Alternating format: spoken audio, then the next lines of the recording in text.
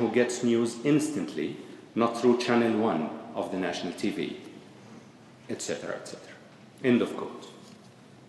This is the majority that overthrew Mubarak, then forced the military leadership to hand power to an elected president. And that was neither easy nor self-evident. It's also the majority that confronted the Islamist attempt to build their own authoritarianism. Let's not forget that these confrontations take place daily and at many levels, not just political. Look at the discussions between ordinary people in the streets, buses, cafes, markets, families, schools, and campuses. It's also a confrontation in action.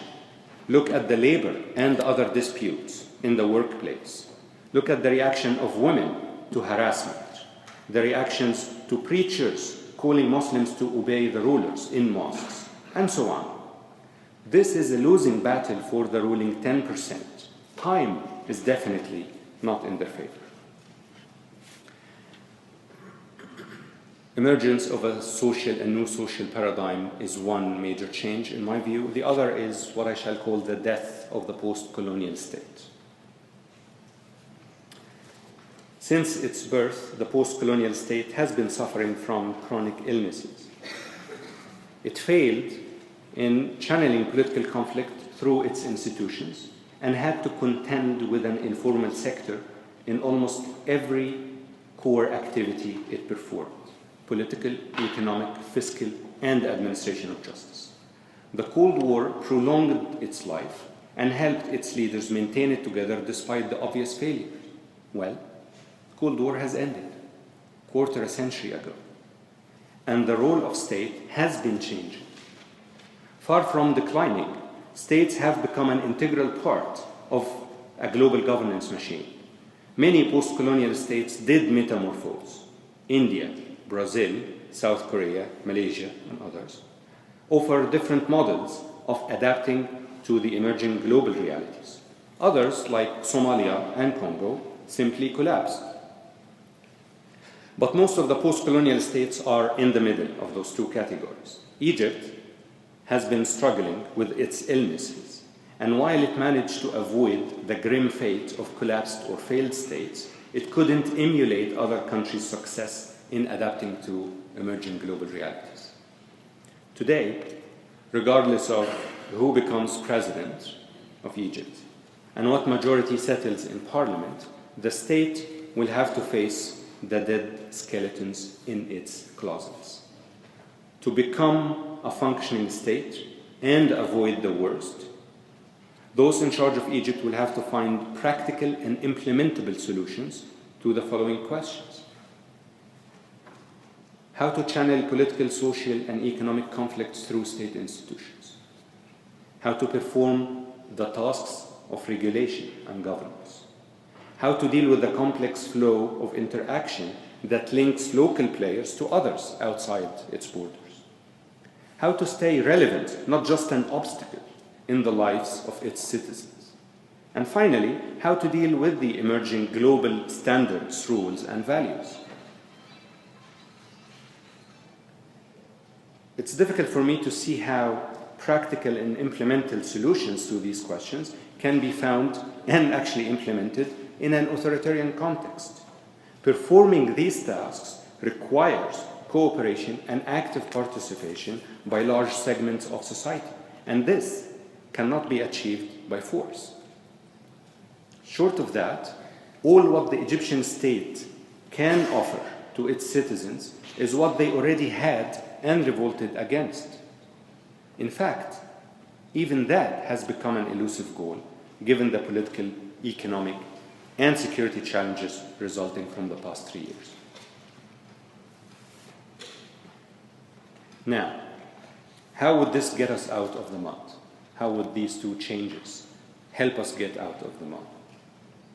There are at least two ways in which this deeper revolution put constraints on the return of authoritarianism and create an opportunity for proper democratization. The first is by making attempts to return to authoritarianism fail.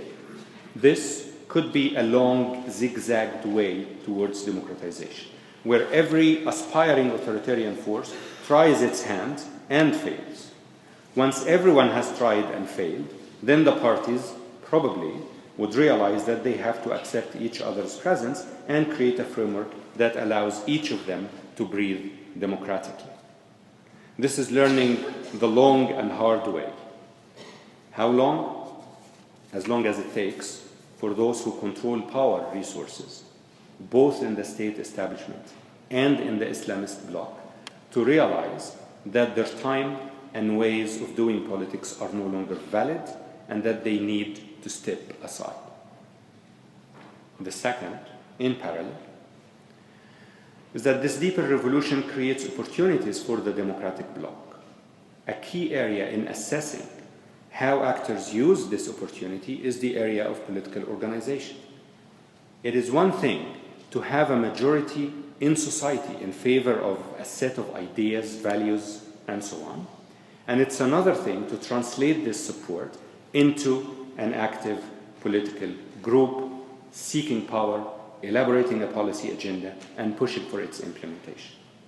How would this majority organize itself? When will it acquire enough confidence to start acting on its own?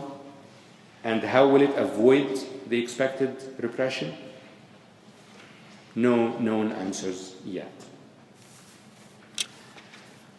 So let me conclude with a remark.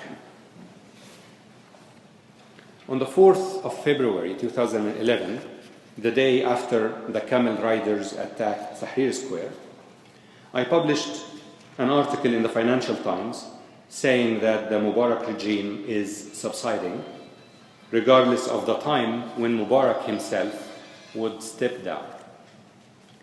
I warned then of three dangers facing Egypt's transition to democracy: Muslim Brothers' dominance, state establishment entrenchment, and prolonged chaos and instability.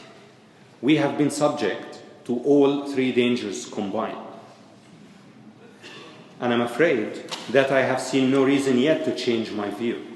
It is very likely that we will continue to suffer the impact of these dangers until the old Egypt realizes its limits and until the new majority matures into reliable and solid political force.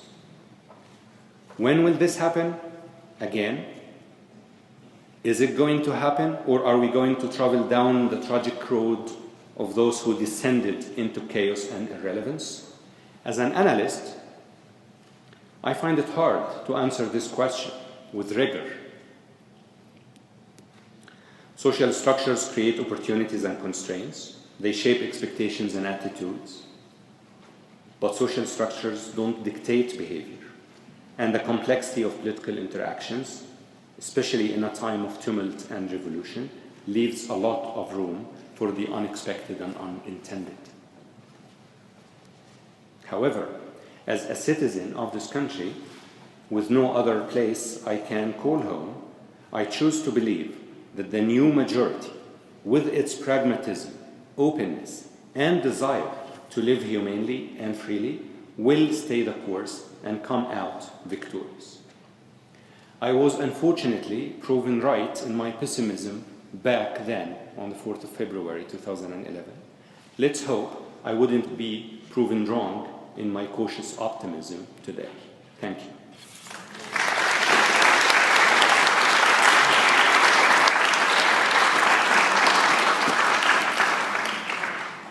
Thank you, Ezzedin, for such a candid opinion of what's happening in Egypt.